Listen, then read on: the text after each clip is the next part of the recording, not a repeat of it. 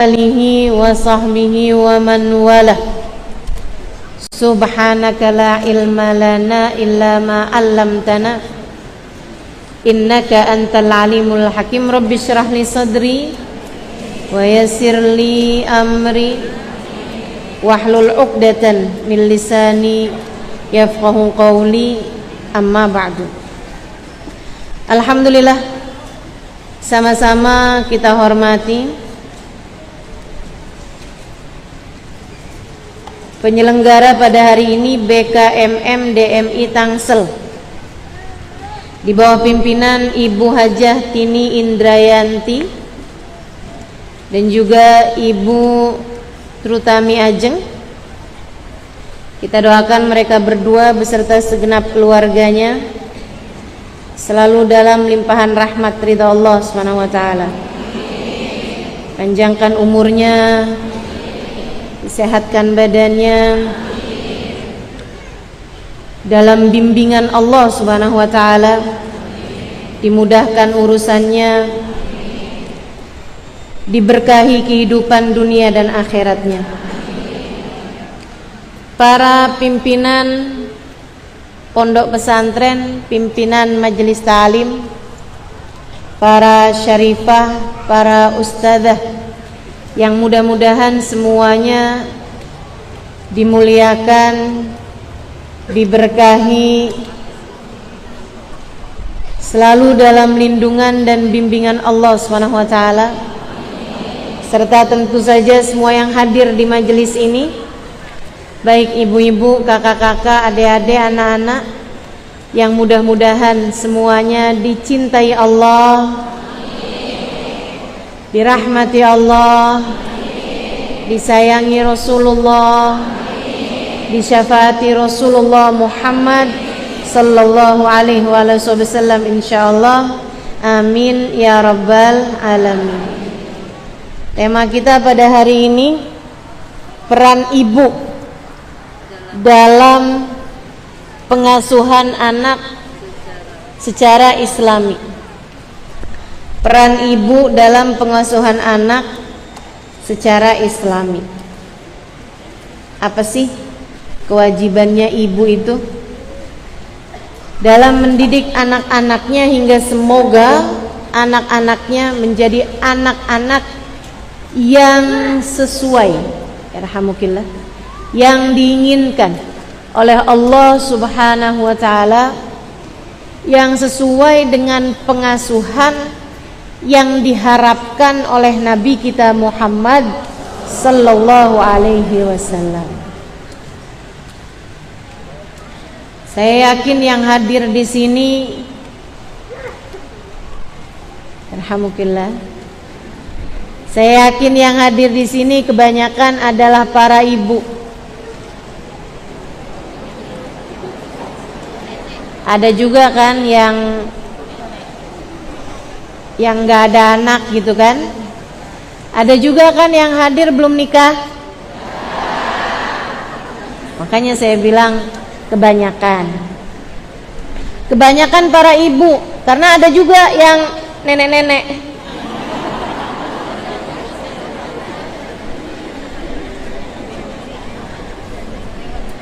Tapi nggak apa-apa ya Nek, mungkin jadi bahan introspeksi diri terhadap pendidikan yang telah kamu lakukan terhadap anak-anakmu. Apakah ia sudah sesuai? Jika memang belum, semoga ke bawahnya, ke cucu-cucu, bisa menjadi pendidikan yang sesuai dengan apa yang Allah Subhanahu wa taala ridhoi, dengan apa yang Allah Subhanahu wa taala inginkan. Saya kalau ditanya, Ustazah, apa sih sebenarnya tugas ibu kepada anak-anaknya? Banyak. Tapi kalau diringkas jadinya gini nih. Tugas orang tua, terutama ibu, kepada anaknya adalah mengenalkan kasih sayang Allah dan Rasulnya lewat kasih sayangnya kepada anak-anaknya. Saya ulangi, Tugas ibu kepada anak-anaknya adalah mengenalkan kasih sayang Allah dan Rasulnya kepada anak-anaknya lewat kasih sayangnya, sayang ibu tersebut kepada anak-anaknya. Itu tugasnya. Itu tugas utamanya orang tua kepada anak. Yuk kita bahas satu-satu. Saudaraku sekalian yang saya muliakan, mendidik itu bukan barang instan. Ia lebih mirip kepada menanam pohon, bukan nanam tumbuhan. Lebih mirip nanam pohon, Bu, daripada nanam toge. Kamu kalau mau bikin toge, kamu taruh sekarang, besok udah jadi, kan begitu? Tapi pendidikan anak itu lebih mirip pohon. Kamu tanam sekarang, ia akan bertumbuh dan memberikan hasilnya bukan setahun 2 tahun, akan tetapi bisa jadi 5 sampai dengan 10 tahun baru kamu akan bisa lihat hasilnya atau buahnya. Bukan barang instan. Karenanya kalau kamu lihat anak kamu sekarang, anak saya kok bandel ya, anak saya kok nakal ya, anak saya kok nggak rajin sholat ya, anak saya kok susah banget ya buat diajakin sholatnya, anak saya perempuan bajunya terbuka, nggak mau pakai jilbab, anak saya perempuan seneng banget pakai baju seksi, misal anak saya hobinya pacaran. Ibu, itu adalah hasil buah dari didikanmu 5-10 tahun yang lalu, bukan merupakan hasil dari didikanmu sebulan 2 bulan yang lalu. Enggak, Bu. Karena anakmu adalah pohon yang kamu tanam. Seperti apa ia akan jadi tergantung dari bagaimana kamu menanamnya. Kalau yang ditanam pohon mangga, nggak bakalan berbuah duren. Nggak ada ceritanya kamu tanam nangka berharapnya durian. Kok ini buahnya duren ya? Emang kamu nanamnya apa? Mangga? Ya nggak mungkin. Kalau nanamnya mangga, keluarnya bakalan buah. Apalagi nanam rambutan, keluarnya mengkudu. Nggak mungkin banget itu. Kalau yang kamu tanam adalah buah yang manis, maka yang akan tumbuh adalah juga buah yang manis. Seperti itu saudariku sekalian yang saya muliakan. Maka wahai para ibu, yang seriuslah kamu dalam mendidik anak-anakmu. Kenapa? Kenapa kita harus serius dalam mendidik anak? Ibu, hubungan anak dengan orang tua itu adalah hubungan yang panjang sampai akhirat. Camkan ucapan saya, ingat-ingat ucapan saya. Hubungan antaramu dengan anak adalah hubungan yang tidak mengenal kata putus, tidak mengenal kata mantan. Itu dulu dia anak saya, sekarang udah mantan. Gak ada ceritanya, Bu. Anak akan selalu jadi anak sampai kapanpun. Sebagaimana orang tua, ibu, bapak akan selalu menjadi orang tua sampai kapanpun. Hubungan yang terus panjang hingga sampai akhirat. maka perhatikan betul bagaimana kamu membesarkan dan mendidik anak-anakmu panjang sampai akhirat. Bu, anakmu adalah kelanjutan dirimu di saat kamu sudah berbaring di atas pembaringan sejati. Ketika kamu sedang dimasukkan ke dalam liang kuburmu, saat itu anak-anakmu akan menjadi kelanjutan dari dirimu itu. Nih saya, Bu, tiap kali saya mengajar dan hampir tiap hari saya mengajar, ini pahala ngajar saya mengalir kepada kubur umi saya yang sekarang sudah meninggal dunia. Bahkan kalau kamu mengamalkan apa yang saya ajarkan, itu saya ikutan dapat pahalanya. Makanya emang paling enak nih jadi ustazah nih, paling enak. Mudah-mudahan kalau ikhlas, kalau diterima sama Allah, semoga saya tidak jadi orang yang bangkrut di akhirat. Karena memang kirimannya banyak gitu. Nah itu setiap kali kamu mengerjakan kebaikan yang kamu mengamalkannya dari saya dapat pahalanya. Guru-guru saya yang mengajarkannya dapat pahalanya. Bahkan ibu saya ikut dapat pahalanya. Karena beliau adalah penyebab kehadiran saya di atas muka bumi ini. Kebayang kayak apa aliran pahala yang mengalir ke dalam alam kubur umi saya. Dan bayangkan jika itu terjadi kepadamu. Kamu masuk kubur, Bu, anakmu sedekah, anakmu tahajud, anakmu ibadah, anakmu mengajar, anakmu hafal Al-Quran. Setiap kali mereka mengerjakan kebaikan-kebaikan tersebut, mengalir pahalanya ke dalam alam kuburmu. Tidakkah menjadikanmu konglomerat dalam alam kubur? Jika kamu meninggalkan anak-anak yang soleh.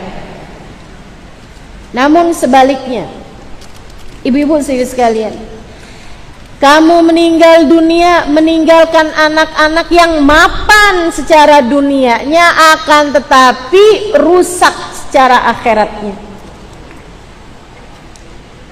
Yang satu kerjaannya zina, punya perempuan simpanan yang tidak dia nikahi.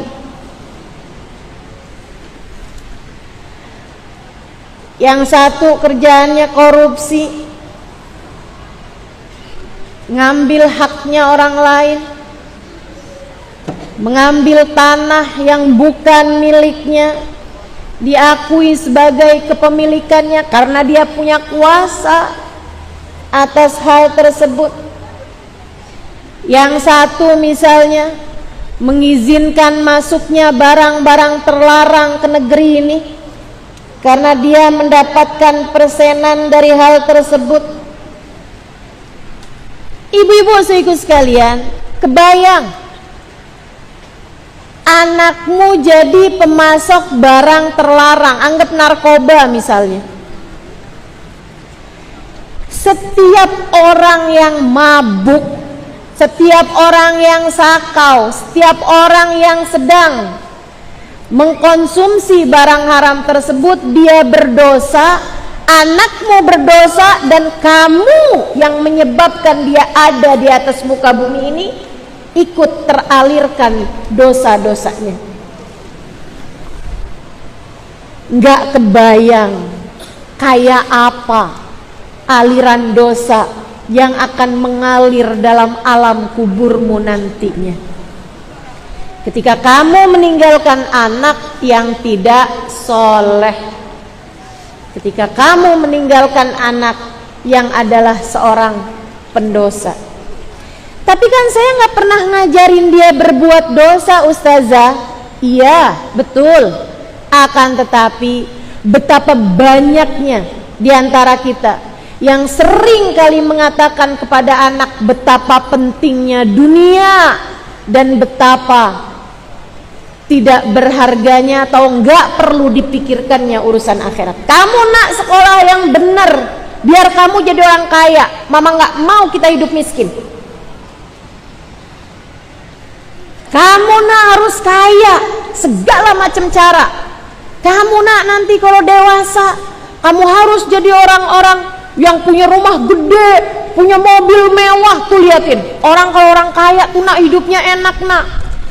Kamu tidak mengajarkan kepada mereka betapa kekayaan akan ada hisabnya di akhirat, terutama kalau didapat dengan cara-cara yang haram, sehingga anak dalam pikirannya adalah bagaimana dia menjadi kaya, bagaimana dia menumpuk kekayaan, bahwa hidup sebagai orang miskin adalah kehidupan yang hina. Kalau sampai dia nggak punya duit, dia akan direndahkan dan seterusnya dan seterusnya. Itu akan menumpuk dalam kepala dia hingga akhirnya untuk kaya dia mau menghalalkan segala cara. Ibu-ibu saudaraku sekalian yang saya muliakan, saatmu untuk mulai berpikir. Sebab hidupmu yang sekarang di dunia inilah hidup yang akan dihisab kelak di hari akhirat. Tidak ada kehidupan yang lain. Kita tidak sedang menjalani masa percobaan. Kita tidak sedang menjalani masa percobaan. Kita hidup di dunia enggak lagi magang. Kita hidup di dunia yang sekarang ini hisab panjang di akhirat bergantung darinya. Kita hidup sekarang di atas muka bumi ini. Hari-hari yang kamu lalui, bagaimana kamu berlaku kepada anakmu, bagaimana kamu berlaku kepada orang tuamu, bagaimana kamu menghadapi suamimu adalah kehidupan yang akan dihisab hari demi harinya, bahkan jam demi jamnya, bahkan menit demi menitnya, bahkan detik demi detiknya. Tak ada siapapun di antara kita yang bisa kabur dari pengadilan Allah Subhanahu wa ta'ala. Tak ada di antara kita yang bisa lari dari pengadilan Allah Subhanahu wa ta'ala. Semua yang kita lakukan hanya akan mendapatkan hasilnya kelak di akhirat nanti. Karenanya saya kalau ditanya, ibu yang berhasil tuh yang bagaimana? Ibu yang berhasil bukan ibu yang melihat anak-anaknya dipakaikan toga,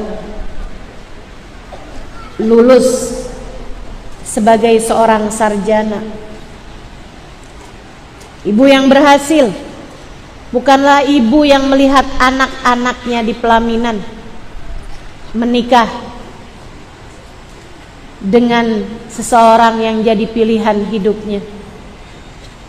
Bahkan bukan saat melihat anaknya dilantik sebagai seorang pejabat misalnya. Bahkan bukan di saat ibu tersebut melihat anaknya semua masing-masing hidup dalam keadaan nyaman, udah punya rumah, udah punya mobil. Bukan. Belum tentu. Ibu yang sukses adalah ibu yang kelak di hari akhirat dia melihat anaknya melintasi jembatan Sirat secepat kilat. Ibu yang berhasil adalah seorang ibu yang kelak akan dapat membawa anak-anaknya menghadap Allah Subhanahu wa taala, menghadap Nabi Muhammad sallallahu alaihi wasallam dan berkata, "Ya Allah, inilah anak-anak saya. Tak ada siapapun di antara mereka yang meninggalkan salat. Ini anak-anak saya ya Allah, telah menjadi hamba-hambamu yang soleh-solehah. Ini anak-anak saya ya Allah, yang telah menjadi seindah-indah hambamu di atas muka bumi karena hasil didikan saya." Kesuksesanmu di akhirat ketika melihat anak-anakmu dapat minum dari telaga Nabi Muhammad, dapat berjumpa dengan Nabi Muhammad, mengucapkan salam langsung di hadapan Nabi Muhammad, berada di barisan-barisan umat yang ada di belakang baginda Nabi besar Muhammad. Kesuksesanmu sebagai seorang ibu adalah ketika anak-anakmu dan dirimu menerima buku rapot kehidupan dengan tangan kanan, kemudian kalian dikembalikan bersama dengan keluarga dalam keadaan penuh sukacita. Itu yang Allah ceritakan dalam Al-Quran. A'udzu billahi minasyaitonir rajim. Fa amma man utiya kitabahu biyaminihi fasawfa yuhasabu hisaban yasira wa yanqalibu ila ahlihi masrura. Ada orang yang menerima catatan amal perbuatannya dengan tangan kanan. Hasil rapotnya semuanya bagus, akhlaknya bagus, ibadahnya bagus, perlakuannya kepada orang bagus, cintanya kepada Allah, cintanya kepada Nabi Muhammad, cintanya kepada umat Islam, kasih sayangnya dia tunjukkan, sedekahnya, begitu banyak keindahan-keindahan dalam catatan amal perbuatannya. Ia pun menerima buku catatan kehidupannya dengan tangan kanannya, pertanda bahwa rapotnya adalah rapot orang yang sukses. Fa amma man utiya kitabahu biyaminih, orang yang menerima catatan amal ibadahnya, kehidupannya dengan tangan kanannya, fasawfa yuhasabu hisaban yasira, dia akan dihisab dengan hisab yang mudah, wa yanqalibu ila ahlihi masrura, dan akan dikembalikan kepada keluarganya. Dia akan berkumpul kembali dengan keluarganya dalam keadaan masrura, penuh sukacita. Ibu akan kembali bersama dengan anak-anaknya, memeluk kembali anak-anaknya. Istri bisa kembali berjumpa dengan suaminya, suami bisa kembali berjumpa dengan istrinya. Mereka dapat kembali hidup bersama-sama dalam damai, dalam bahagia, dalam kekekalan, dalam surga. Inilah tujuan akhir kita. Bukan sekedar saya mau didik nih anak saya nih, biar jadi investasi saya di masa tua. Anak saya asuh sekarang, biar nanti dia bisa mengasuh saya di masa tua. Lah kenapa jadi begitu modelannya? Hah? Terus kalau anakmu ternyata hidupnya terbatas dunianya, bolehlah dikatakan hidup miskin, kamu investasinya bodong gitu? Gak gitu, Bu. Yang ngasih nafkah mah dari dulu sama aja, yang ngasih rezeki dari dulu sama aja.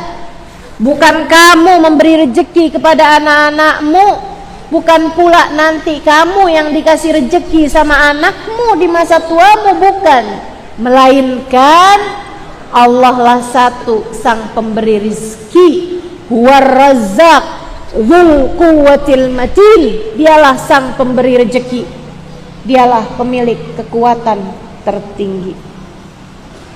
Ustazah, jadi ini anak kita ajarin urusan akhirat mulu gitu Ustazah, nanti hidupnya dia susah. Siapa bilang?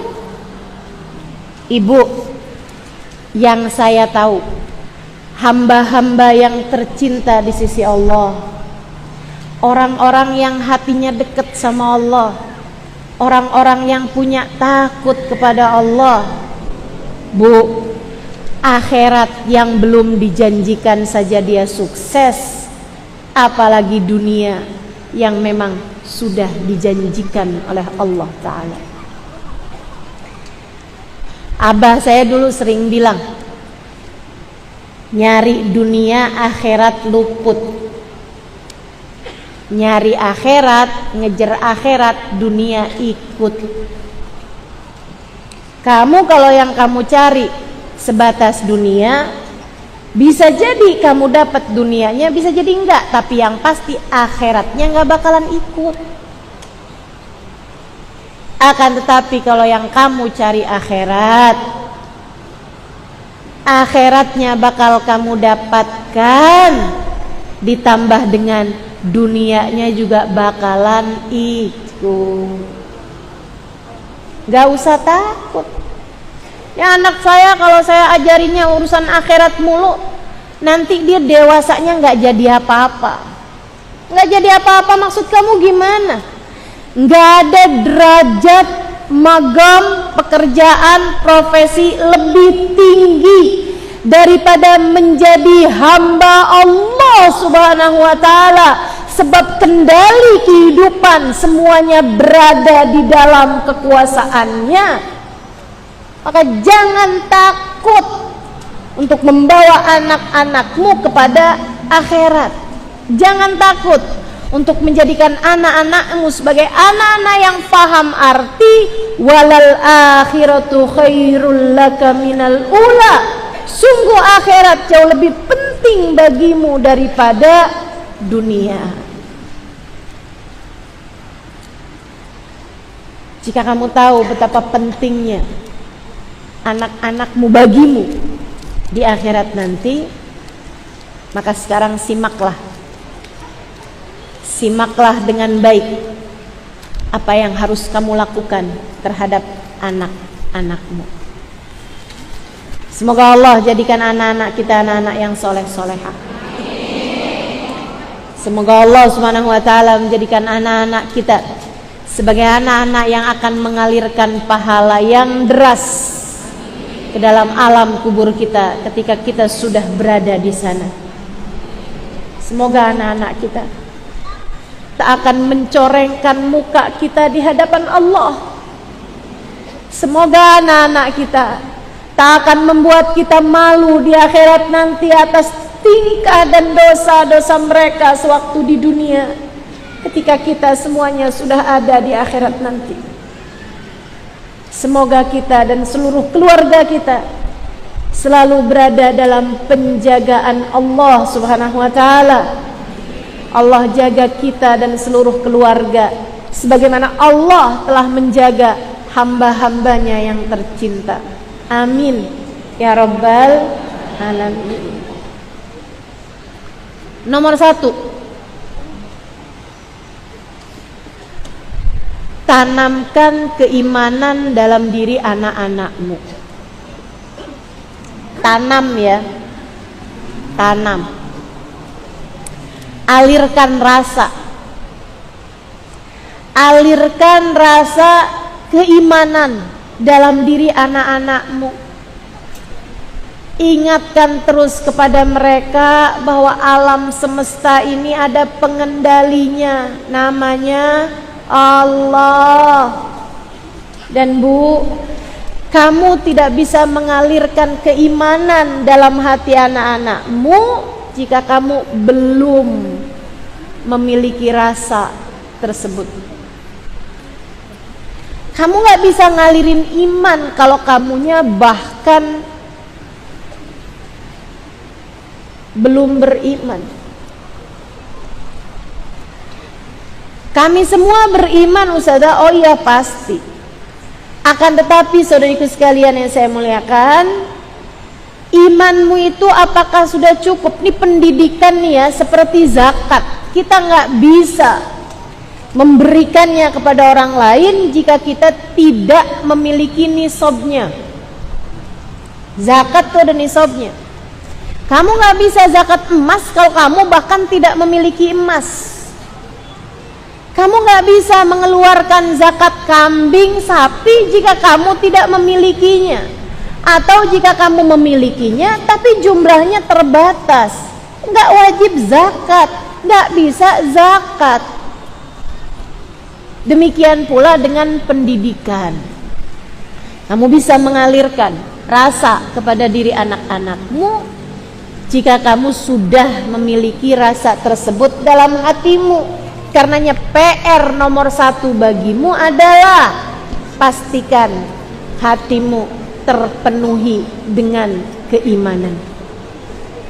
Maksudnya gimana? Ingatkan terus dirimu tentang Allah. Allah terus itu. Para istri, kalau suamimu lagi ngasih transferan banyakan, alhamdulillah. Tapi jangan terus jadi berlebihan kepada suamimu. Jangan terus jadi langsung tuh senyumnya lebar. Saya setuju istri yang tersenyum kepada suaminya, tapi jangan sampai senyummu terkait sama berapa transferan suamimu. Tanggal muda senyum lebar,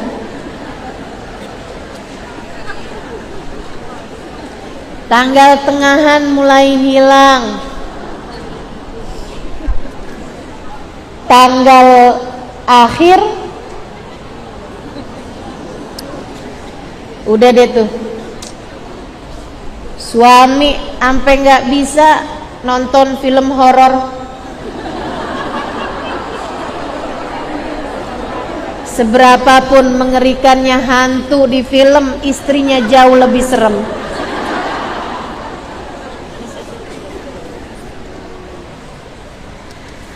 Kamu lupa bahwa yang ngasih rejeki bukan suami, akan tetapi Allah.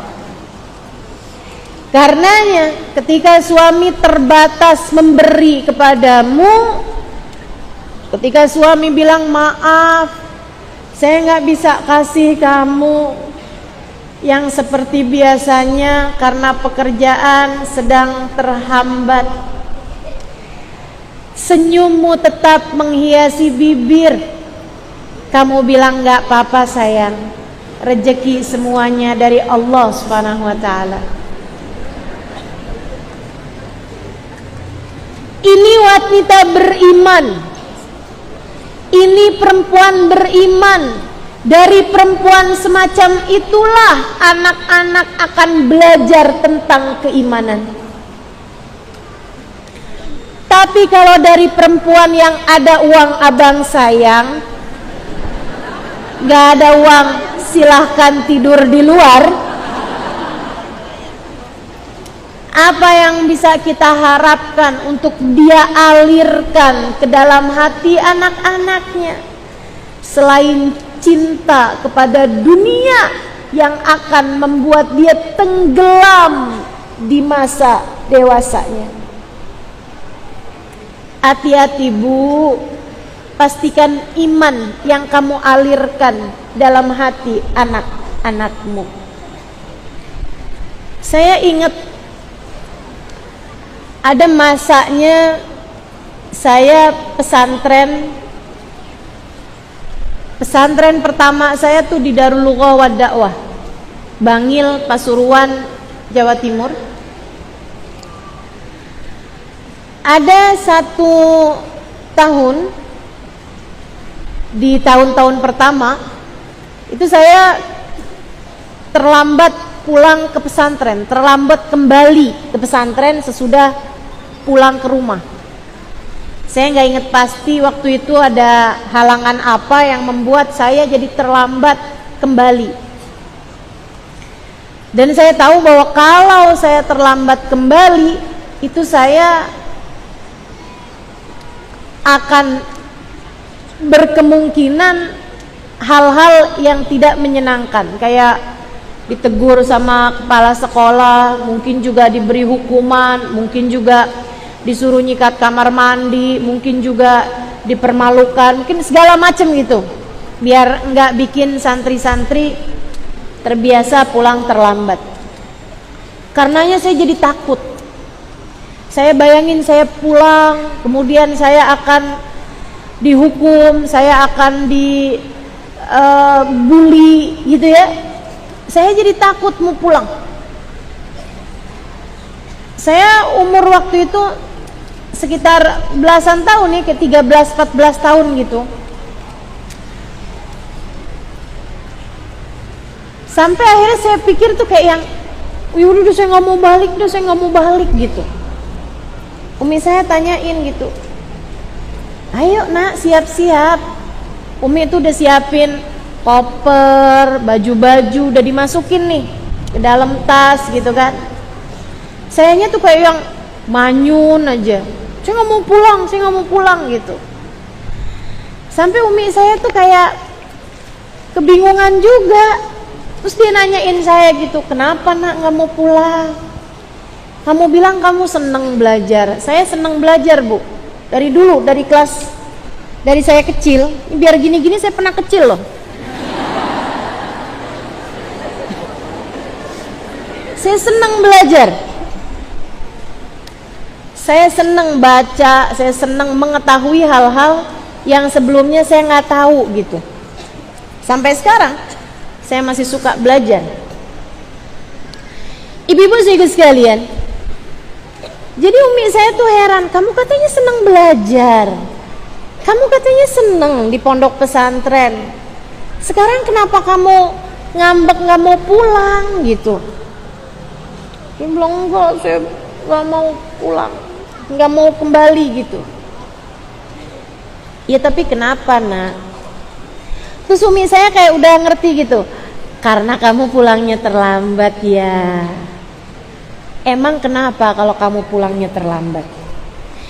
Nanti dimarahin, nanti dikatain, nanti dihukum, saya pun mulai tuh malu Mi kalau nanti dikatain, sedih Mi kalau nanti dihukum, mungkin malah dipukul tangannya pakai rotan, mungkin malah. Saya menyampaikan banyak hal yang saya ketahui gitu kalau seorang santri melanggar hukuman, melanggar peraturan. Terus umi saya udah ngomong kayak begini nih, nah tapi kan mereka orang juga, tapi kan semuanya cuma orang, tapi kan semua cuma orang. Kata-kata umi saya itu, tapi semua cuma orang nak, bukan Allah, bukan Nabi Muhammad. Mereka cuma orang biasa. Kata-kata beliau, semua kan cuma orang, semua cuma manusia gitu, kayak semua cuma hamba, mereka bukan Tuhan. Mereka bukan Rasulullah, utusan Allah, bukan. Kata-kata itu kayak terus saya pikirin, terus terngiang-ngiang, yang membuat saya, iya ya, semua kan cuman orang. Orang emang bisa bikin apa sama saya? Semua cuma orang, semua cuman manusia, gak bisa buat apa-apa juga sama saya gitu. Itu terus terngiang-ngiang di pikiran saya sampai saya kembali ke pesantren. Dan ternyata juga alhamdulillah gak ada hukuman yang saya terima juga sesudah saya sampaikan alasannya. Dan kata-kata Umi saya tuh terus gitu terngiang di pikiran saya. Setiap kali saya takut, saya akan bilang gitu, kan mereka cuma orang. Mereka cuma orang. Mereka bukan Tuhan. Dia bukan Rasulullah. Dia bukan utusan Allah. Dia pun bukan Allah, bukan malaikatnya Allah. Terhadap berbagai macam hal dalam kehidupan, saya hanya perlu berdoa, minta kepada Allah sebagai pengendali segala sesuatu. Dan karenanya saya tidak akan takut kepada siapapun. Gitu. Maka anakmu kalau lagi takut sama dosen, bilangin gak apa-apa, nak, dosen cuma orang. Kalau anakmu lagi takut sama guru misalnya yang galak, bilangin gak apa-apa, nak, gurumu cuma. Jangan lupa juga kamu harus sering kasih tahu kepada anak-anakmu, nak, jangan takut sama mama. Mama cuma orang.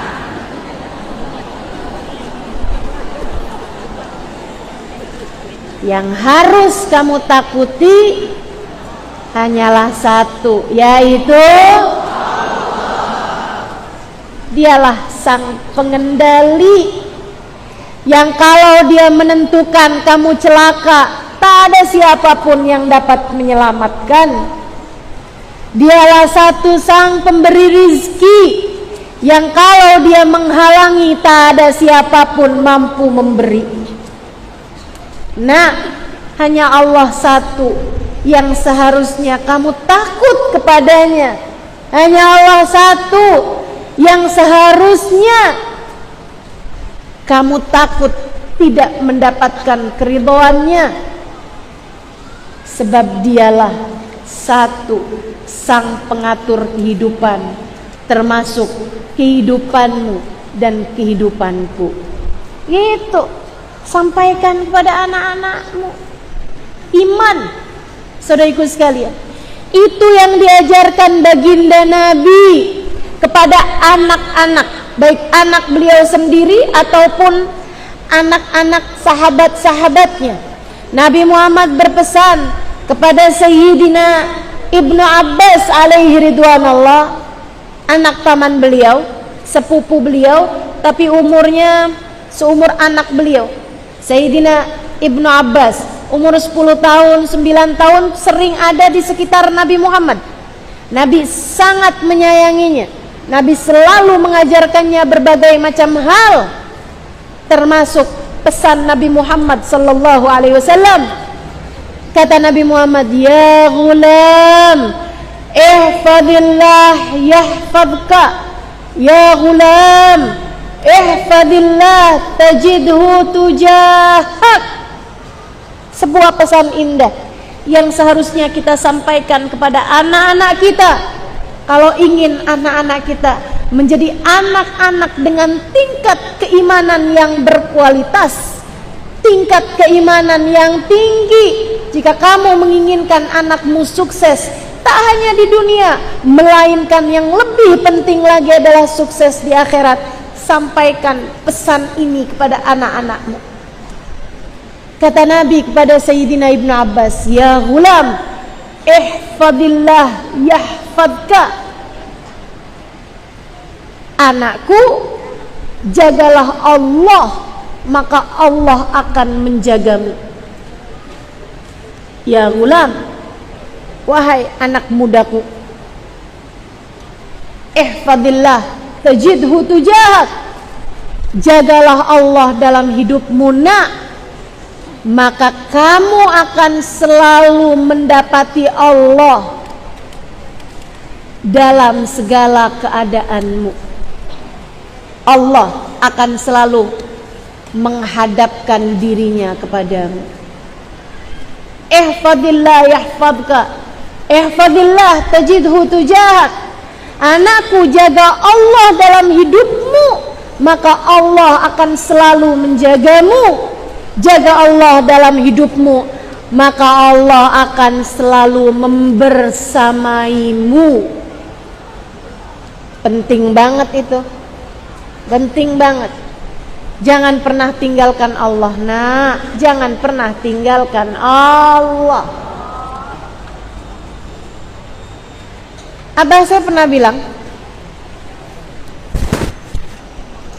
hidup ini yang penting nasib. Ada orang kaya tapi nasibnya jelek. Ada orang cakep tapi nasibnya jelek. Ada orang pinter tapi nasibnya jelek. Ada. Ibu-ibu sekalian saya muliakan, kata abah saya, dan nak, nasib itu Allah yang pegang. Maka kalau kamu pengen hidupmu selalu bernasib baik, jangan pernah tinggalkan Allah. Jangan pernah tinggalkan Allah. Nasihat-nasihat semacam ini dari orang tua, dari ibu, dari bapak, akan selalu jadi pegangan bagi anak-anak, terutamanya jika kamu selalu menyampaikan itu. Selalu sampaikan itu. Tapi sekali lagi, ucapan itu baru akan bermanfaat. Nasihat dari ibu yang seperti ini baru akan bermanfaat jika ibu telah pula merasakan pentingnya kata-kata tersebut dalam hidupmu. Kalau kamu tahu bahwa iya emang bener sih, itu akan jadi pemikiran yang melahirkan perencanaan dan niat. Kalau begitu, saya ingin hidup saya mengarah ke akhirat. Saya ingin hidup saya mengarah kepada surga. Apapun yang menghalangkan saya dari surga akan saya tinggalkan. Apapun yang membuat saya mendekati surga akan saya kerjakan. Kalau kamu sudah merasakan pentingnya hal tersebut dalam dirimu, melahirkan niatan-niatan dalam kehidupan, kemudian niatan melahirkan tindakan, tindakan melahirkan kebiasaan, kebiasaan menjadi karakter, saat itulah kamu akan melahirkan anak-anak dengan tingkat keimanan yang tinggi. Banyak PR-nya nih jadi orang tua. Banyak PR-nya jadi orang tua. Benerin dulu pikiran-pikiran kamu tuh. Kalau pikiranmu masih yang gimana caranya kaya, gimana caranya bisa punya tas kayak tetangga, gimana caranya bisa punya handphone yang paling canggih kayak yang dipunya sama teman saya. Itu kalau kamu pikirannya masih terus seperti itu, teman-teman sekalian, kamu tidak akan jadi seorang dengan keimanan yang tinggi, yang akhirnya anak-anak kamu juga bakal begitu. Ayo bismillah. Jangan pikiranmu tentang pandangan orang terus-terusan. Saya ada diceritain nih sama salah satu guru saya. Saya dengar kajian beliau, Habib Ali Al-Jufri. Dia bilang orang tua beliau, ayahandanya Habib Ali, itu adalah wakil Perdana Menteri Yaman. Bayang nih ya. Jadi bukan wali kota, bukan gubernur, Perdana Menteri, wakil presiden pada masa tersebut. Di Yaman, wakil presidennya selama beberapa periode itu adalah ayahandanya Habib Ali Al-Jufri. Satu hari abahnya, ayahandanya ini mengajak beliau untuk hadir sebuah acara pernikahan salah satu orang yang berpengaruh di Yaman. Beliau bilang sama Habib Ali Jufri, waktu itu umurnya sekitar 10-11 tahunan gitu, ayo nak, siap-siap, kita mau hadir acara pernikahan. Dia bilang, saya pun pakai baju yang memang dipakai kebanyakan orang gitu ya, pakai baju. Nah itu bajunya tuh kurang bagus. Bajunya tuh dirasa kayak baju lama yang emang udah pudar juga warnanya. Tapi Habib Ali kecil nih seneng pakai baju itu gitu. Terus dia keluar gitu, ayo abah kita jalan, kita berangkat. Abahnya liatin kayak sambil mikir gitu. Mungkin ya dalam pikiran abahnya nih baju nggak cocok gitu buat acara sepenting itu. Ada banyak tamu-tamu abahnya, ada banyak orang-orang yang berpengaruh di situ. Nih bajunya kayaknya kurang cocok gitu. Sampai Habib Ali tuh nanya, kenapa bah? Sahabatnya bilang, enggak apa-apa, yuk kita berangkat. Sedikit sekalian saya muliakan, kata Habib Ali Jufri, belakangan saya tahu bahwa pakaian yang saya pakai itu mungkin nggak cocok, nggak cukup bagus untuk saya kenakan hari itu. Tapi abah saya berkata, nggak apa-apa nak, yuk kita jalan. Mengajarkan kepada saya bahwa nggak penting pandangan orang, nggak penting pandangan orang. Jangan bikin anak-anakmu sangat terpikirkan sama pandangan orang. Bu, kamu ngeliatin nih anak gadis saya ini, ya Allah ustazah, kalau mau diajakin pergi kemana-mana dandannya ampun lebih lama daripada saya emaknya. Betul? Anak laki-laki saya ustazah diajakin turun buat nemenin saya ke dokter, dia bilang enggak amah, saya di mobil aja. Kenapa gitu? Baju saya lagi enggak pas, saya lagi pakai baju enggak cukup bagus buat menemani mama ke dokter. Sampai dia enggak mau nemenin mamanya turun ke dokter hanya karena dia ngerasa bajunya enggak cukup pas. Padahal udah nutup aurat juga, cuman ngerasanya kayak kurang. Kenapa gitu? Karena dia ngerasa kayak diliatin orang gitu. Anakmu merasa orang serumah sakit ngeliatin dia.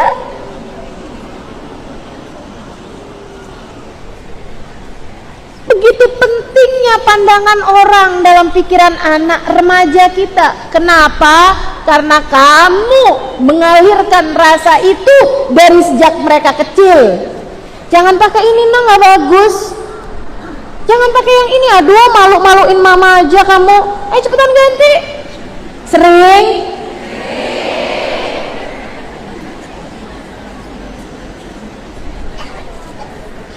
Betapa kita telah mengalirkan rasa kepada anak-anak kita.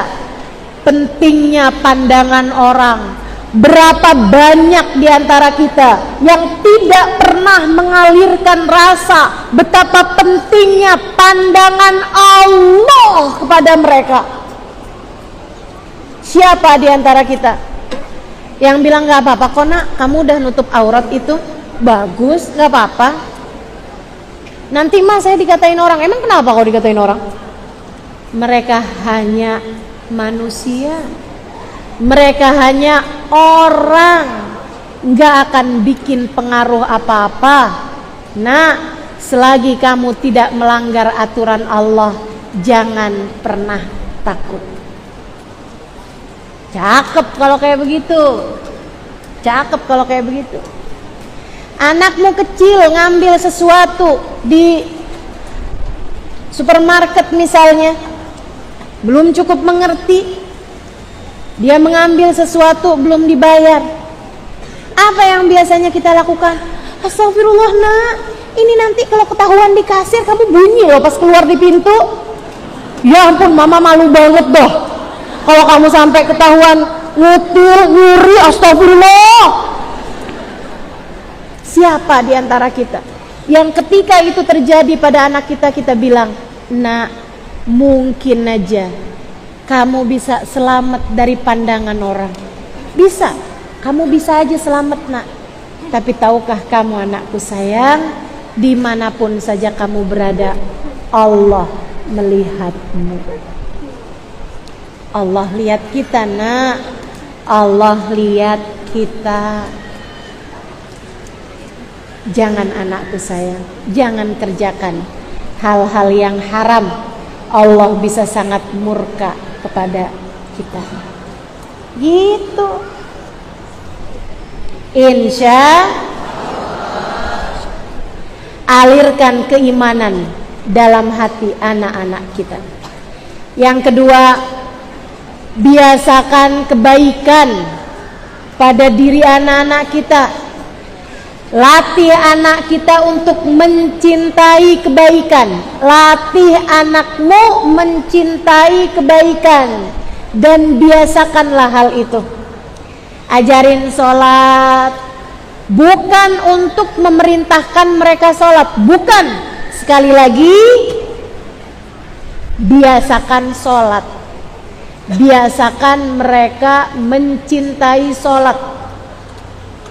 Gimana caranya? Biasakan sholat berjamaah dalam rumahmu. Apalagi kalau anaknya belum balik tuh enak tuh. Biasain, yuk nak kita sholatnya berjamaah. Mama pokoknya maunya sholatnya berjamaah loh sama kamu. Kamu tau gak, nak? Sholat tuh kalau sendirian belum tentu diterima. Itu katanya Nabi Muhammad. Kalau kita sholatnya berjamaah insya Allah diterima. Lagian, nak, orang tuh kalau sholat berjamaah hatinya disatuin. Nanti tuh kalau kamu sholatnya selalu berjamaah sama mama, nanti kamu kalau kepengenan apa-apa, mama tuh hatinya tergerak karena kita satu keinginannya, satu hati.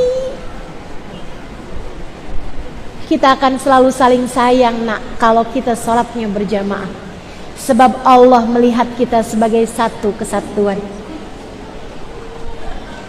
Kamu gak kepengen mama selalu sayang sama kamu gitu? Karena kita udah satu hati. Kalau kamu sakit, mama ngerasain sakit juga karena kita satu hati. Kalau kamu sedih, mama akan ikut sedih juga. Bu, ada berapa banyak anak-anak yang dibully bahkan di rumahnya sendiri? Ada berapa banyak anak-anak yang dibully bahkan di rumahnya sendiri? Orang tua yang ketika anaknya dihina, dia malah senang. Mah, saya tadi mah dikatain, mah. Katain apa? Dikatain gembrot. Ya emang kamu iya.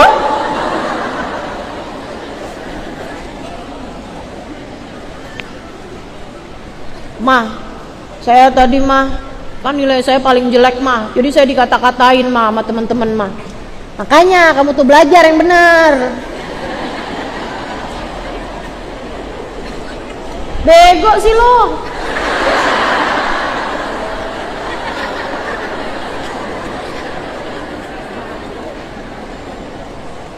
Bu, ya Allah, ya Allah. Sedih saya sedih.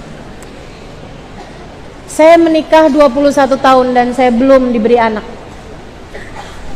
Kamu tahu, saya paling sedih kalau ada orang tua yang menghina anaknya, menjelek-jelekan anaknya, membuli anaknya, ngata-ngatain anaknya, atau membanding-bandingkan anaknya dengan anak orang lain. Tuh, liatin tetangga tuh, seneng mamanya, anaknya pinter, anaknya juara. Lah kamu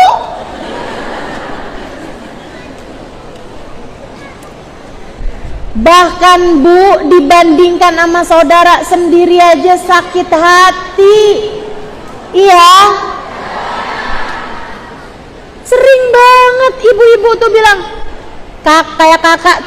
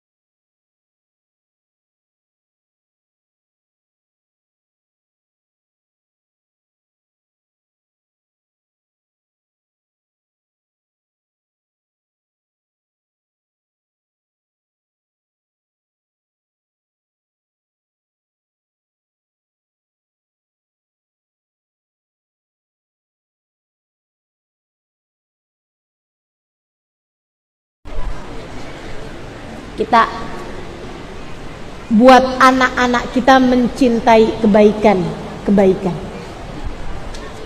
Ajarkan anak berempati, ajarkan anak bersimpati, ajarkan anak berkepribadian yang baik, menyayangi orang-orang.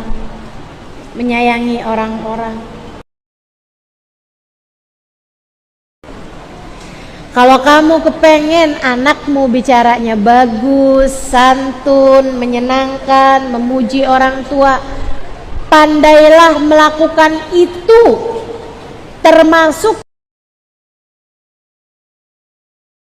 kepada orang-orang tua yang ada di rumahmu. Sebab anak mencontoh perilaku lebih banyak daripada anak mendengarkan ucapanmu. Anak mencontoh perilakumu lebih banyak daripada anak mendengarkan ucapan-ucapanmu. Lisanul hal afsah min lisanil maqal. Peribahasa Arab, lidah perbuatan lebih tajam daripada lidah ucapan. Anak lebih akan mudah mencontoh perilakumu daripada mendengarkan ucapanmu. Kalau kamu di rumah ada orang tuamu juga atau ada orang tua suamimu, mertua gitu ya, tunjukkan sama anak kesantunanmu berbicara. Tunjukkan sama anak akhlakmu yang mulia kepada orang-orang tua. Itu lebih mudah untuk dicontoh anak-anak kita daripada kamu berulang kali berkata, kalau ngomong sama mama tuh yang sopan nak, kalau ngomong sama mama tuh yang benar, kalau ngomong sama orang tua tuh yang santun. Kamu nggak dengar firman Allah Subhanahu Wa Taala, wala taqullahuma uffin wala tanharhuma wa qullahuma qaulan karima. Janganlah sekali-kali kamu berkata kepada orang tua. Jangan menghardik orang tua, dan selalulah berkata kepada orang tuamu kalimat-kalimat yang indah. Bu, kamu sampaikan ayat tersebut kepada anakmu, tapi tingkah lakumu kamu berkatanya kasar sama orang tua. Dipanggil sama ibu kamu, iya ma bentar. Nah, tolong ambilkan mama. Iya ma, bentar ma, ini sinetron kurang dikit lagi nih. Anak mencontoh perilakumu, Bu. Saya ingat ada satu kisah. Ada ibu durhaka sama orang tua suaminya. Jadi nih, bukan durhaka juga sih. Jadi gini, hiduplah sebuah keluarga. Ceritanya, bapaknya itu nenek kakeknya udah tua, neneknya udah meninggal, tinggal sisa kakek. Kakeknya tuh udah tua. Kalau makan bareng suka gemeteran badannya, sehingga suka numpah-numpahin apa yang ada di meja gitu. Akhirnya si istri nih karena capek banget kan disuruh bersih-bersihin yang ditumpahin sama bapak mertuanya gitu. Akhirnya dia ngide buat beliin barang-barang dari kayu. Jadi nggak dari piring lagi gitu.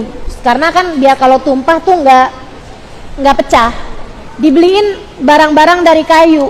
Termasuk juga dari ininya kelapa tuh loh. Dia beliin dari batok kelapa. Jadi piringnya, terus gelasnya itu dari batok kelapa. Dan karena dia sering banget numpahin sesuatu yang akhirnya menumpahkan makanan-makanan yang lain, akhirnya dibelikanlah meja sendiri sama kursi sendiri. Kalau makan bareng-barengan tapi dipisah. Si bapaknya itu di agak minggir gitu, di mangkok sendiri, piring sendiri, sama di meja sendiri, kursi sendiri gitu. Berlalulah berbulan-bulan dari itu.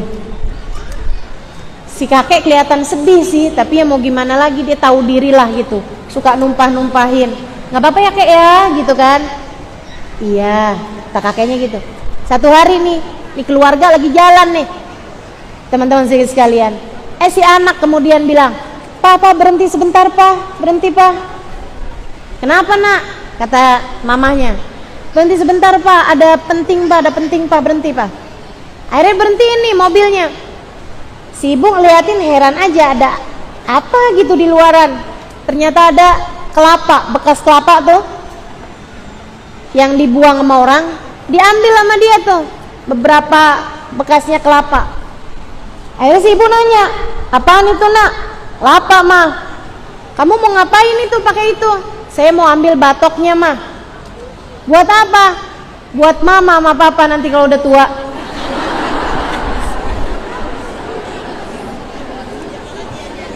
Saya akan buat kalau nanti papa mama badannya udah gemetar, biar nggak mengganggu keluarga kami.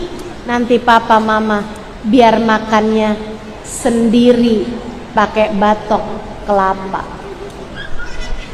Mamanya jadi mikir, astagfirullah. Berapa banyak nih diantara kita yang suka mengerjakan hal itu. Kamu kalau nggak pengen diperlakukan seperti itu sama anakmu, jangan berlaku itu terhadap siapapun. Terhadap siapapun, termasuk kepada anakmu juga. Kamu kalau nggak kepengen dikatain kasar sama anak, anakmu berkata kasar padamu, kamu jangan ngomong kasar sama anak. Kita kadang kalau ngomong sama anak kasar banget, giliran kita dikasarin sama anak, kita nggak mau gitu kan. Ya kan namanya orang tua ustazah, anak tuh kan memang harus sopan santun lah. Kamu ayolah ibu-ibu sekalian, biasakan hal-hal yang indah dalam diri keluargamu, sehingga anak akan belajar hal yang sama padamu. Mudah-mudahan bisa diamalkan. Pokoknya kalau mau ngomong, pikirin, saya mau nggak diomongin gitu. Kalau nggak mau ya jangan ngomong kayak begitu, dan biasakan hal itu dalam kehidupanmu.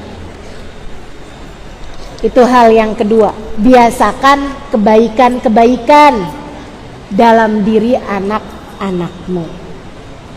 Bu, yang ketiganya, ini udah harus cepetan nih kita bahasnya nih ya.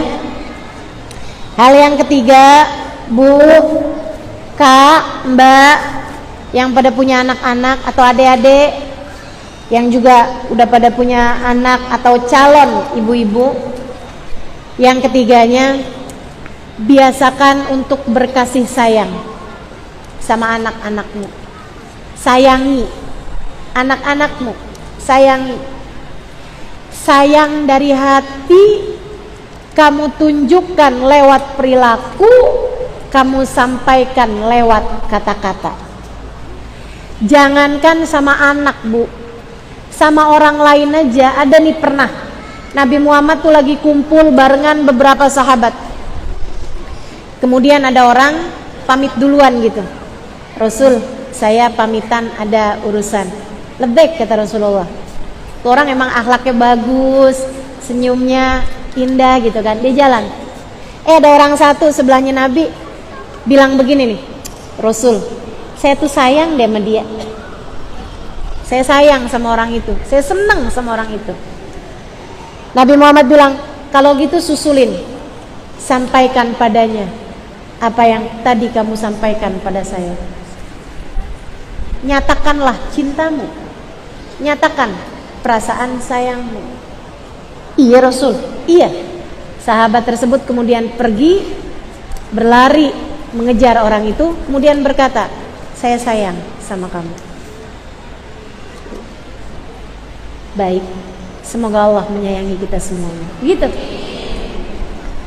Saya lagi cerita, bukan lagi doa.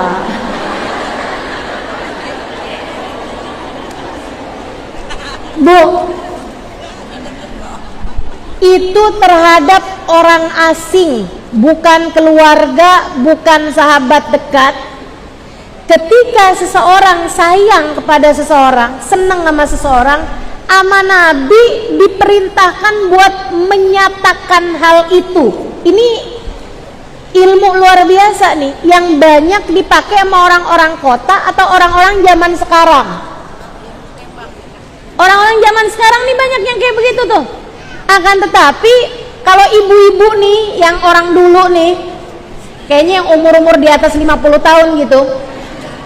Itu kalau saya menyampaikan hal ini suka bilang yang iya malu lah saja. Ya, malu lah. Kita ini suka dibalik-balik nih Bu nih. Padahal ini ilmu lama, ini ilmunya Nabi Muhammad. Ya Bu ya. Bu, kalau kamu sayang, kamu bilang. Kalau kamu benci, cukup simpan dalam hati. Itu ajaran Islam. Ini sunnah Nabi Muhammad. Ini ajaran Islam, ini sunnah. Seorang ustadz-ustadzah adalah mengembalikan umat kepada ajarannya Nabi Muhammad. Karenanya saya sampaikan kepadamu, saya yakin kamu sayang sama anak-anakmu, pasti. Kamu cinta sama anak-anakmu, pasti. Kamu bahkan sudah jatuh cinta padanya sejak awal kali kamu memandang wajahnya ketika dia berusia beberapa menit dari kelahirannya. Dia lahir, dibersihin, habis itu kemudian dibawa kepadamu, kamu menggendongnya untuk pertama kali. Kamu pandangin wajahnya, mengalir air mata bahagia dari kedua matamu itu. Kamu memandang wajahnya dan kamu tahu bahwa untuknya kamu akan mempersembahkan apapun yang kamu mampu. Untuknya kamu akan berbuat apapun saja di atas muka bumi ini, sebab kamu telah jatuh cinta padanya. Bukan begitu? Betul? Saya harus tanyakan kepadamu karena saya belum mengalaminya. Tapi saya sudah merasakan hal itu bahkan ketika saya menggendong ponakan-ponakan saya. Saya bisa bayangkan seperti apa rasanya menjadi seorang ibu. Kamu pasti sudah akan jatuh cinta padanya. Dan kamu pasti sayang dan cinta padanya. Cinta tanpa syarat. Betul? Cinta tanpa bila. Cinta tanpa jika. Cintanya ibu kepada anaknya. Kalau anakmu sekolah SD, anakmu sekolah TK, kamu menjemputnya di sore hari atau di siang hari ketika bubaran sekolah, kamu gak nyari di antara anak-anak itu mana yang paling cakep. Kamu gak nyari di antara bubaran anak sekolah tersebut yang paling pinter, yang juara kelas, yang paling berprestasi, yang larinya paling cepat. Enggak. Kadang-kadang yang keluar, yang kamu sambut, yang kamu peluk adalah anak yang paling ingusan, bau matahari, bajunya kotor, kebanyakan main. Ketika melihatnya, kamu segera memeluknya. Ibu-ibu saudaraku sekalian, kamu sayang padanya, apapun, bagaimanapun, siapapun dirinya, sebab dia adalah anakmu. Tapi Bu, saya bilang, saya tahu kamu sayang sama anak kamu, saya tahu kamu sayang sama anak kamu. Tapi saya bilangin ibu-ibu saudaraku sekalian, dengerin ucapan saya. Saya tahu kamu sayang sama anak kamu, tapi anak kamu belum tentu tahu. Lah kamunya ngomel mulu, lah kamunya galak mulu, lah kamunya kalau ngomong sama anak, kalau nggak perintah, kalau nggak larangan, jangan makan itu,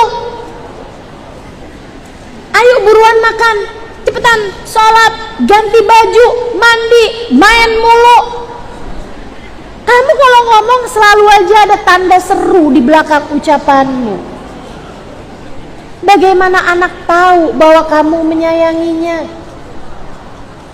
Sekalinya kamu pandangin dia dengan penuh kasih sayang, saat dia tidur, mana dia tahu Giliran tidur aja kamu nyesel, maafin mama ya nak, tadi mama galak sama kamu. Anakmu tidur, dia nggak tahu bu, dia nggak tahu, dia nggak lihat, dia nggak dengar. Kenapa kamu memilih menyampaikannya di saat dia tidur? Besok paginya kamu galak lagi. Karena dia dibanguninnya susah. Iya kan? Betul? Ayo, jika bahkan kepada orang asing yang bukan kerabat, bukan keluarga, ketika seseorang mengatakan saya sayang padanya, Nabi Muhammad bilang alhikhu wa kallimhu, susuli dia, sampaikan apa yang kamu rasa padanya. Jika bahkan kepada orang asing aja Nabi Muhammad memerintahkan kita untuk menyampaikan perasaan cinta kita kepada seseorang, bagaimana pula dengan anak-anakmu? Sampaikan kepada anak-anakmu, katakan padanya, nak, mama sayang sama kamu, nak, mama cinta sama kamu. Ini satu hal yang akan saya sampaikan. Saya sangat berharap semua ibu-ibu yang punya anak mengamalkan ini, kerjain ini. Dengerin saya.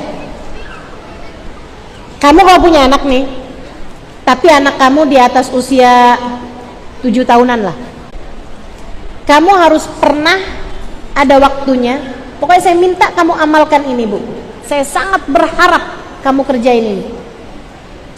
Kamu ngomong sama anak kamu gini nih, nak, nanti malam mama mau ngomong yang penting sama kamu. Ini kalau anaknya udah denger sih ya mau gimana lagi ya.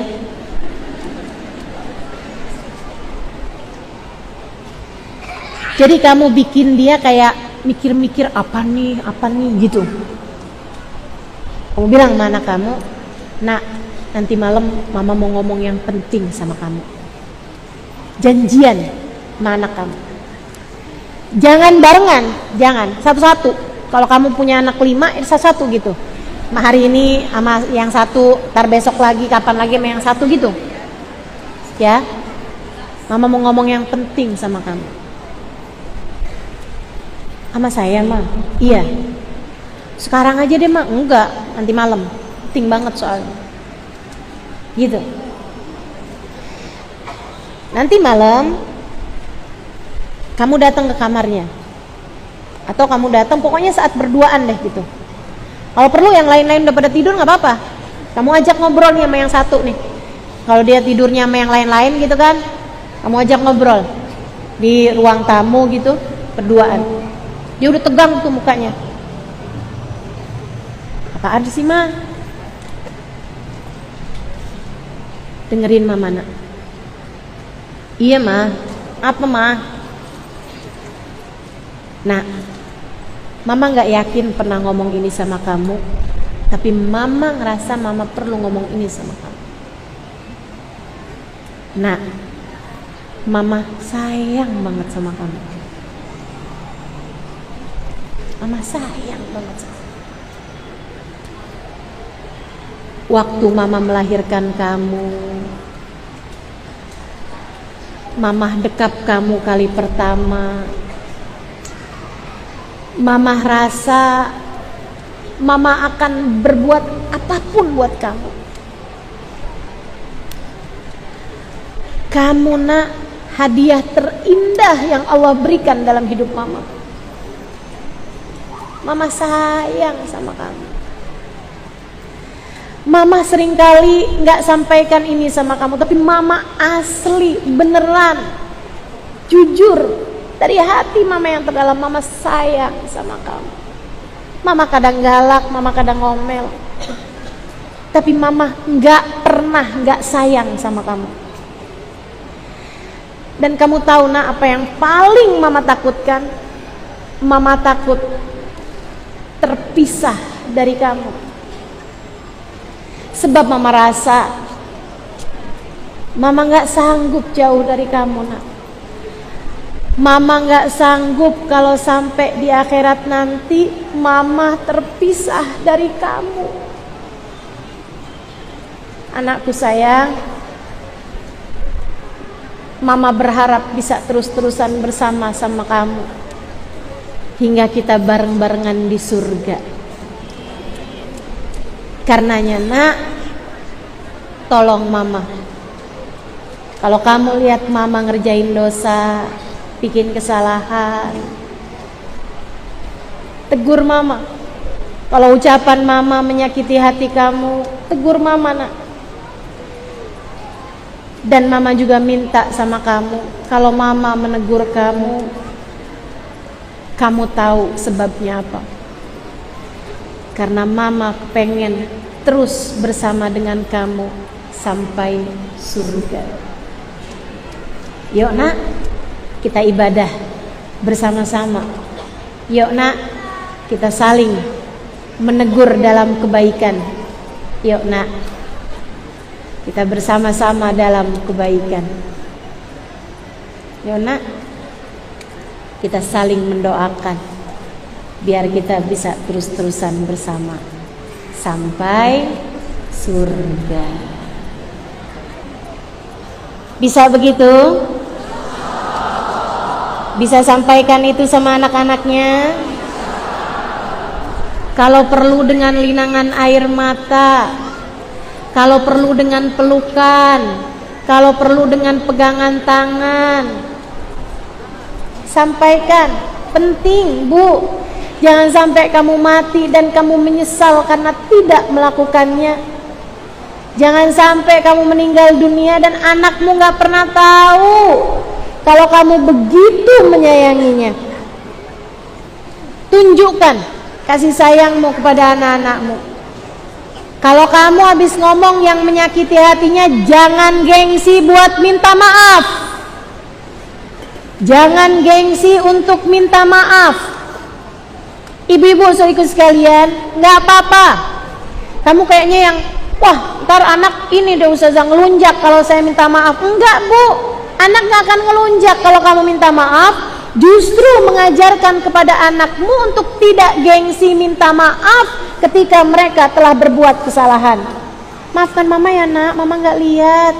Maaf ya nak, kamu jadi ketabrak tuh tadi, kamu jadi kena tuh tadi, sakit gak sayang, maafin Mama ya nak. Minta maaf, gak apa-apa. Panggil anakmu dengan panggilan kesayangan biar dia tahu betapa kamu sayang sama dia. Sampaikan kepada mereka, Mama sayang sama kamu, I love you nak. Bilang, bahasa apa deh yang kamu mau? Mau ke Inggrisan boleh, mau ke Araban boleh. Uhibbuki ya binti, uhibbuka ya waladi. Ntar anaknya bilang, Mama belajar dari mana mah? Bahasa yang biasa lah mereka dengar. Ibu-ibu saudaraku sekalian yang saya muliakan, yang berikutnya Bu, pastikan hanya rezeki yang halal masuk dalam rumah. Pastikan hanya rezeki yang halal masuk ke dalam perut anak-anakmu. Kamu gak sayang sama anak kalau sampai berani-beraninya memasukkan dalam perut anak-anakmu rezeki yang haram. Jangan ya Bu ya. Sampaikan kepada suamimu jika mereka bekerja, jangan pernah menyampaikan atau bawa masuk rezeki yang tidak halal ke dalam rumah. Sebab yang haram hanya akan membawa kepada dosa-dosa. Sementara yang halal, kepengen hati anakmu lembut, hati anakmu baik, ringan mengerjakan kebaikan-kebaikan. Apa yang sudah tadi saya sampaikan jadi sesuatu hal yang ringan untuk dipraktekkan. Pastikan rezekinya harus rezeki yang halal. Kemudian yang terakhir, ibu-ibu, adik-adik, kakak-kakak, saudariku sekalian yang saya muliakan, doakan terus anakmu. Doamu mustajab. Sama anakmu, jangan pernah mendoakan buruk buat anak-anakmu. Doakan yang baik-baik buat anak-anakmu. Orang di Tarim sana ibu ya, hampir semuanya soleh-soleha. Saya nggak pernah dapetin yang nggak soleh, nggak soleha dari orang-orang yang ada di Tarim sana. Kata istilah ponakan saya yang psikolog, mereka autopilot baik. Kayak autopilotnya emang udah baik. Kenapa gitu? Orang tuanya baik, kakeknya baik, kesana-sana ke atas-atas baik-baik semua. Itu Bu, mereka semarah apapun sama anaknya, Mereka anaknya ngerjain apapun yang salah-salah gitu, yang dosa-dosa di masa kecilnya itu ya. Itu kalau lagi marah cuman ngomongnya kayak gini, Allah yahdik, Allah yahdik gitu. Itu kalau lagi marah, nggak pernah ada sumpah serapah, nggak ada yang namanya binatang keluar dari mulut mereka tuh. Nama-nama binatang keluar dari mulut nggak pernah.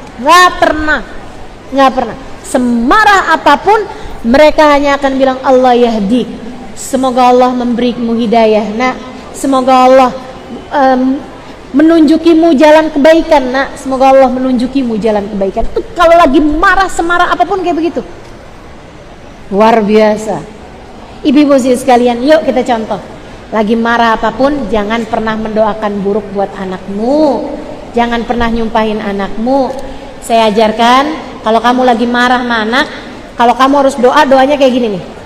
Saya minta kamu doa kayak gini kalau lagi marah. Ya Allah, saya memang marah sama anak saya. Saya kesel sama anak saya. Saya tapi tetap ridho padanya, ya Allah, maka ridhoilah dia. Anak saya udah besar, Ustazah. Iya, walaupun anak kamu udah besar, kamu lagi marah kayak apapun sama anakmu gitu, dia melanggar apapun saja dari laranganmu atau larangan Allah SWT, kamu kalau lagi marah ngomongnya kayak gitu, Bu. Ustazah, nih masalahnya anak saya nih kena narkoba. Iya, anakmu kayak apapun aja, dari kesalahan, dari dosanya yang udah mentok kayak apapun, kamu doanya kayak gini, ya Allah, saya kesel sama anak saya, ya Allah, tapi saya ridho sama anak saya. Ya Allah, saya marah sama anak saya, tapi saya ridho sama anak saya, maka ridhoilah anak saya, ya Allah. Tunjukkan padanya jalanmu yang baik, ya Allah. Kembalikan ia ke jalanmu, ya Allah. Cintai dan sayangi dia, ya Allah, sebab dia adalah anak saya, ya Allah. Doa begitu, ibu-ibu sekalian. Jangan sampai keluar dari mulutmu, ya Allah, saya nggak ridho sama anak saya. Sebab kalau kamu sampai nggak ridho sama anakmu, Allah nggak akan ridho sama anakmu. Kalau Allah nggak ridho sama anakmu, anakmu hanya akan menuju kepada nerakanya, Bu. Sebab tempat Allah meletakkan hambanya yang tidak dia ridho adalah neraka. Dan kalau dia calon penghuni neraka, Allah akan menjadikan dia semakin jauh dari kebaikan-kebaikan. Dia hanya akan mengerjakan dosa demi dosa, dosa demi dosa, tambah nggak benar, sampai akhirnya mati dalam keadaan su'ul khotimah. Hingga akhirnya dia akan menuju nerakanya sendiri. Kalau kayak begitu, siapa yang susah selain anakmu? Kamu sebagai ibunya. Akan tetapi kalau di saat marah kamu bilang, ya Allah, saya memang marah sama anak saya kesel sama anak saya, ya Allah, tapi saya ridho kepadanya, maka ridhoilah dia, kembalikan ia ke jalanmu, ya Allah. Bimbinglah dia, ya Allah, bimbinglah dia menuju surgamu. Jagain anak saya, ya Allah, tolong jagain anak saya seperti engkau telah menjaga hambamu yang kau cinta. Bu, Allah akan ridho kepada anakmu. Dan kalau Allah ridho, nanti di akhiratnya Allah akan masukkan anakmu ke dalam surga. Dan sebelum itu, saat masih ada di atas muka bumi ini, Allah akan arahkan dia kepada kebaikan demi kebaikan, kebaikan demi kebaikan, kebaikan demi kebaikan, sampai kemudian dia pun akan menjadi anak yang baik, meskipun saat ini dia belum menjadi anak yang baik. Ingetin ucapan saya itu. Selalulah mendoakan anak-anakmu dengan kebaikan-kebaikan. Dekatkan anakmu dengan dengan orang-orang soleh. Dekatkan anakmu dengan anak-anak yang baik-baik. Dekatkan anak-anakmu dengan para ulama. Cintakan mereka kepada para ulama dengan cara kamu, hatimu, cintailah para ulama-ulama. Allahumma rabbana atina fid dunya hasanah, fil akhirati hasanah, wa qina adzabannar. Kita akan baca suratul Fatihah. Kita minta kepada Allah, semoga saat ini Allah memandang anak-anak kita dengan pandangan penuh kasih sayang. Semoga dimanapun saja anak kita berada pada saat ini, Allah memandang mereka dengan pandangan kasih sayang, merahmati mereka, menyayangi mereka, mencintai mereka, menjadikan anak-anak kita anak-anak yang akan membahagiakan kita dunia hingga akhirat.